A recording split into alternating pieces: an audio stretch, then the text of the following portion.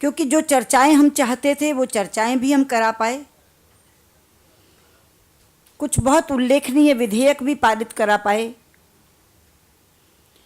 और कुछ विधेयक जो बहुत जल्दबाजी में सरकार पास करना चाहती थी उनको रोकने में भी हम सफल हो पाए।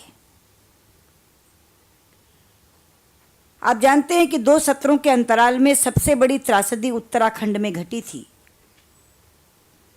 हम दोनों सदनों में इस पर चर्चा चाहते थे, दोनों सदनों में इस पर चर्चा हुई भी। आर्थिक स्थिति बहुत ही जर्जर थी, हम उस पर चर्चा चाहते थे, दोनों सदनों में उस पर भी चर्चा हुई, स्ट्रक्चर्ड डिस्कशन हुआ।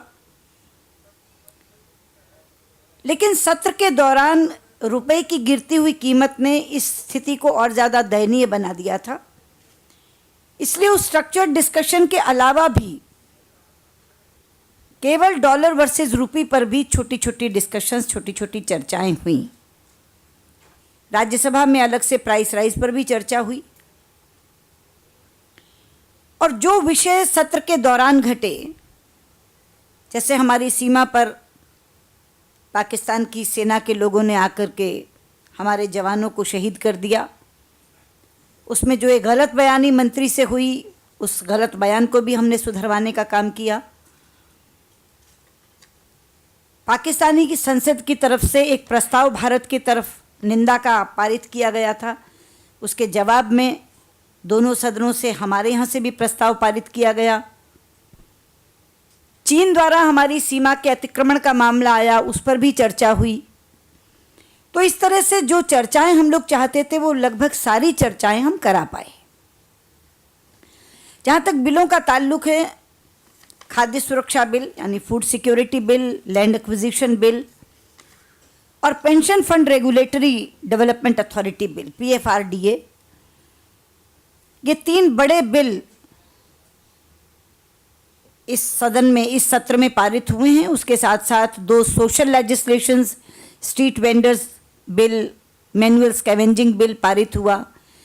PFRDA के बारे में मैं आपको बता दूं कि हमने 2 संशोधन सरकार को दिए थे, वो दोनों संशोधन हमारे मान लेने के कारण हमने PFRDA पारित किया।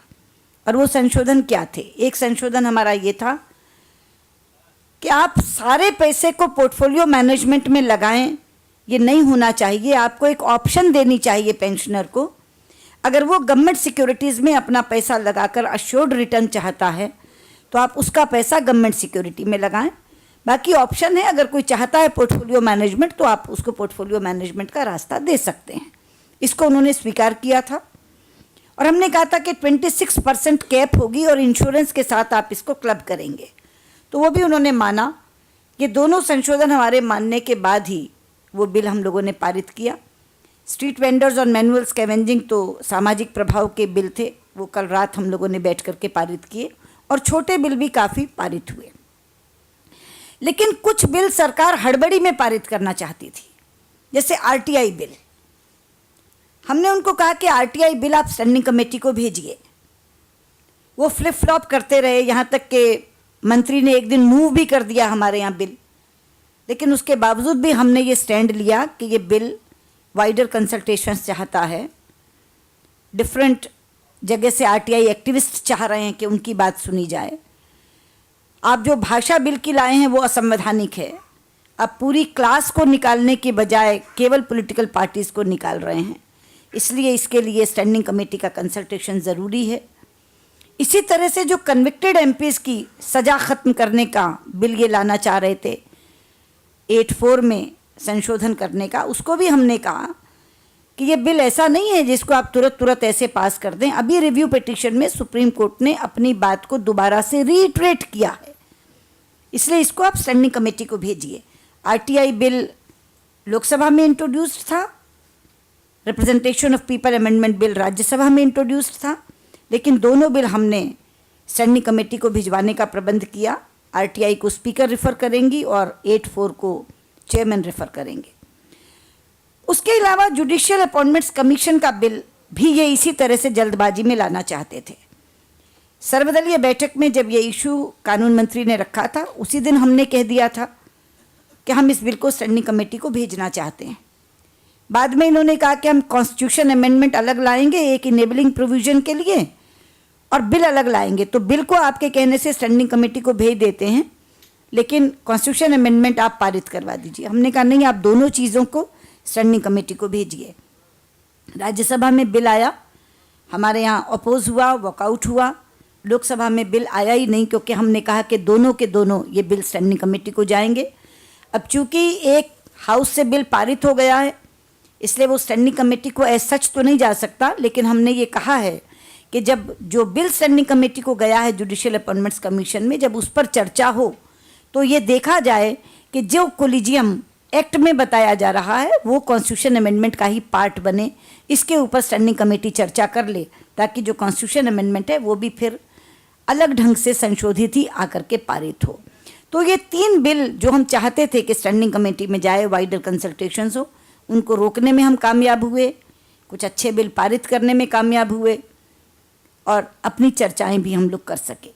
लेकिन इन सारे के बीच अगर आप देखेंगे तो एक सूत्र जो लगातार चलता रहा वो था कोलगेट और कोलगेट की मिसिंग फाइल्स। मित्रों, ये कोलगेट एक किस्म का धारावाहिक बन गया है जिसके अलग अलग एपिसोड्स आ रहे हैं।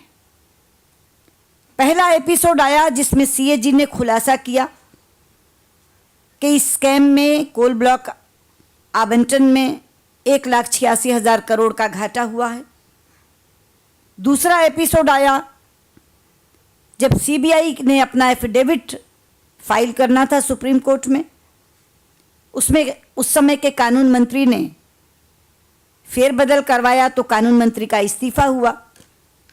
तीसरा एपिसोड आया जब सबसे ज़्यादा महत्वपूर्ण फाइलें डिसीजन से संबंधित, एप्लीकेशन से संबंधित वो गायब हो गई और 1-2 फाइल नहीं, 189 फाइलें गायब हो गई।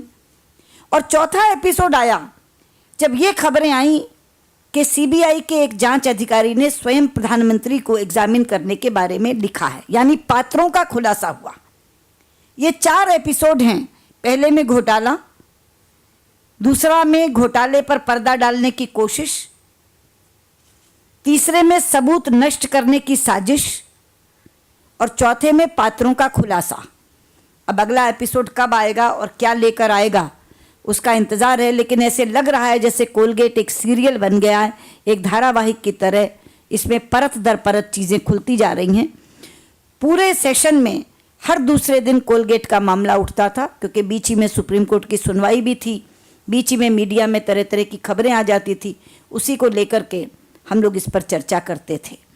लेकिन मुझे लगता है कि आज संसद तो समाप्त हो जाएगी, इसके बाद 4 राज्यों के चुनाव भी हैं, लेकिन ये जो कोलगेट की मिसिंग फाइल्स का मामला है, इसके साथ वो सारे प्रकरण जोड़ते हुए जो यूपीए 2 के कार्यकाल में घटे हैं, चाहे वो 2G है, चाहे वो CWG है, चाहे इनके भ्रष्टाचार के बाकी प्रकरण हैं, उनको जोड़ते हुए अब हम सड़क का आंदोलन तय करेंगे।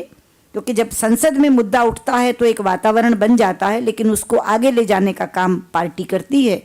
तो इसके बाद पार्टी बैठ करके आंदोलन तय करेगी, जिसमें कोलगेट फाइल्स का मसला अपने आप में केंद्र में होगा। मुझे इतना ही कहना है। अरुण जी इसमें कुछ जोड़ेंगे, उसके बाद जो आपके सवाल होंगे वो हम ले लेंगे।